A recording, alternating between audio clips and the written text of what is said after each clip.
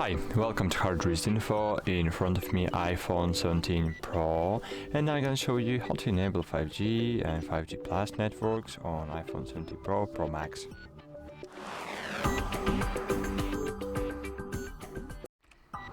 Okay, at the very beginning guys, we should open settings. In settings find Cellular.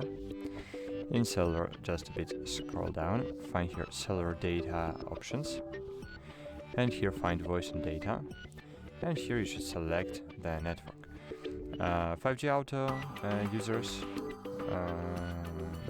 use 5G only when needed for performance while optimizing battery life, but 5G on use 5G whenever it's available, even when it may reduce battery life or performance.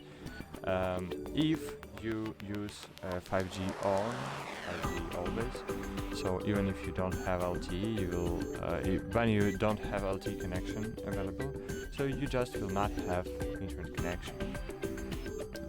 It will constantly searching for 5G, so it's a very good idea to enable 5G Auto mode. So that's it guys, hope this video was helpful for you.